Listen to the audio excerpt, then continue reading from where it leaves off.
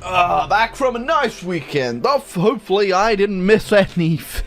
What? Right, so apparently while I was on a mini hiatus, I have missed something quite important. That's right, look, it's Victoria Free. It's right here, in the flesh, on the screen. You can see it. It's not here yet. This is a screenshot of a logo. As you know, for the past couple years, I've been on a bit of a Victoria 2 binge. And as such, those videos have garnered quite a few views, and in turn, hopefully, brought a lot of new people's attention to a game I love dearly. Hey, just the fact I got Victoria 2 on the trending page is enough of an award in itself for me, other than an actual award, which apparently I wasn't deemed fit for. It's alright, Paradox. I'm assuming mine just got lost in the mail, along with my invite to events, early screenings, game DLC, sometimes even early access.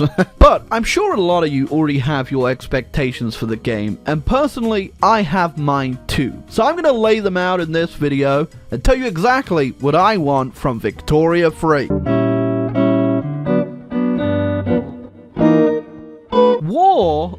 More like schnorr. That's right, just like Ugg boots and chinos, this trend is out of fashion. Now I'm thinking Paradox really needs to fruit this baby up so we don't have to deal with such historical inaccuracies such as the Texan War of Independence. I mean, you gotta get your army, you gotta put your army on the boats, you gotta scroll all the way over to wherever the poor sod that you're at war with is and go all the way over there. That's a lot of clicking. A lot of unneeded clicking. And on top of that, you gotta D-Day land onto the beaches of Haiti and shooting from horseback like it's some sort of Grand Theft Baguette. Now don't get me started on the combat mechanics. What the hell does any of this mean? You think I can read, Paradox? I only know how to paint the map. As such, I suggest that we get rid of all of this malarkey and start acting like responsible adults, and responsible adults deal with their grievances not with war, but by ignoring them until they slowly boil you down, break you, and you jump out a window.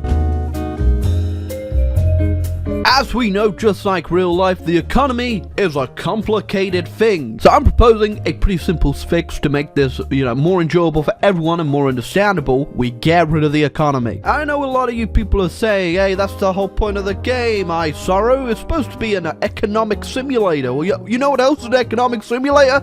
Life. Go outside, virgin! Although, I know that's going to be a hard sell for Paradox, but if you do for some reason don't remove the economy, can you at least make it so that when the factory expansion noise happens, it's a little bit louder? Because it's really quiet at the moment and I just can't hear it.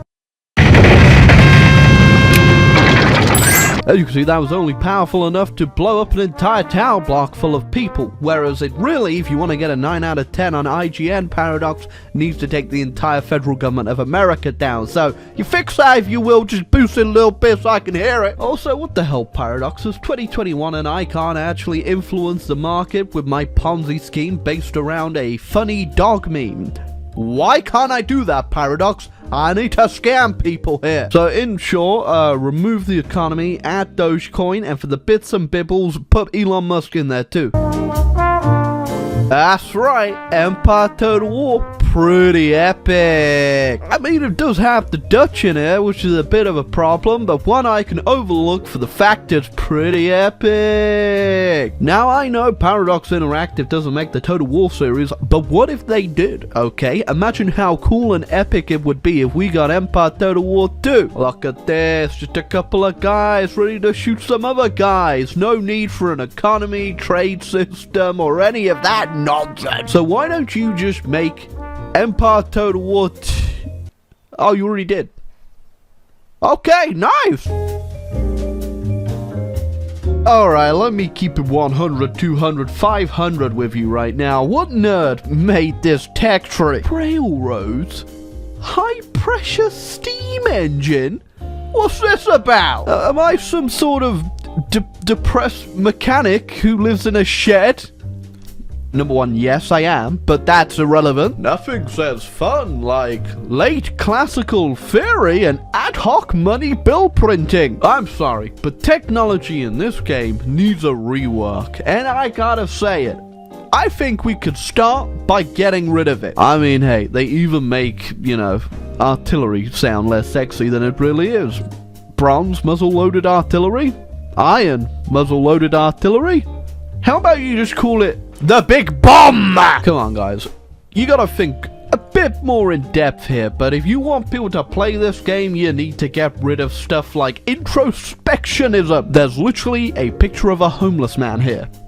That doesn't sell games. FORTNITE sells games. So we go ahead, we redo the technology system, okay? We get rid of all this boring stuff, which is all of it, and we replace it with no technology. Think about it. What the hell is a wig? I know British people are weird, but I don't think they have a whole political party based around being bald. Heck, if you don't agree with yourself being called the Whigs like some sort of nerd, you can also go with the Tory. Or if you're more inclined for the liberal side of politics and giving yourself a bit more freedom to put in your body whatever you want, you can have the High Tories. Also, Slavophile? I'm pretty sure that's illegal, buddy, and we don't do that shizzle on this bizzle. Pan-Slavic?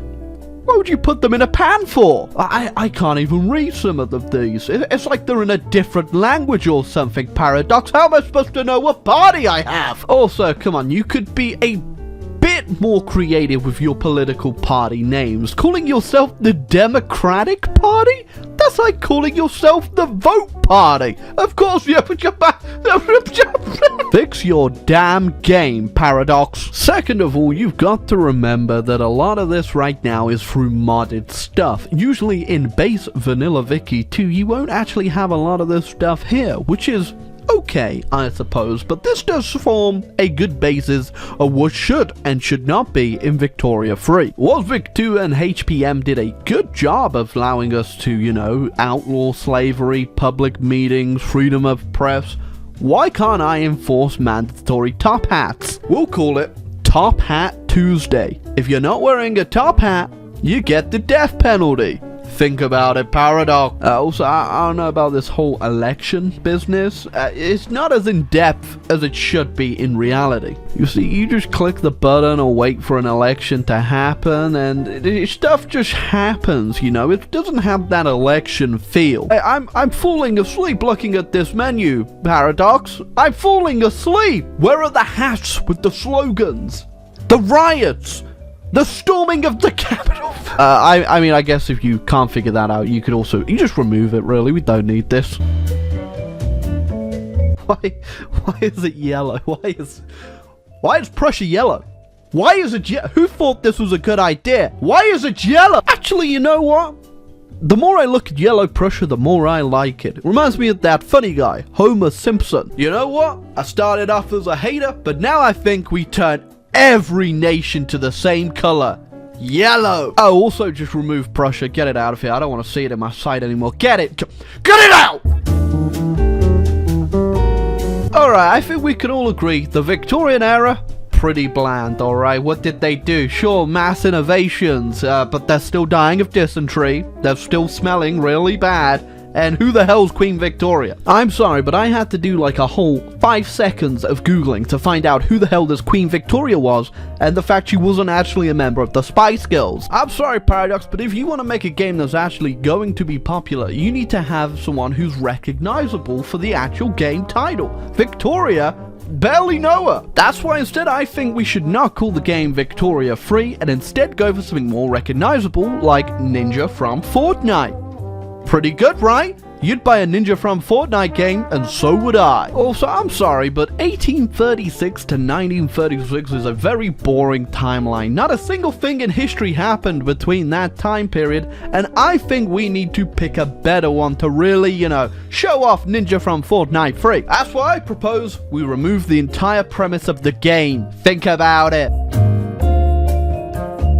So in summary, I think we've got ourselves a winner upcoming. I'm pretty sure I've accurately predicted everything Paradox is gonna do anyway. And the game is looking pretty good. At least it will be if they take my advice seriously. I'm just surprised there isn't already a game with like a better setting, no politics system that really works, and the technology is a lot more interesting. Wait a second.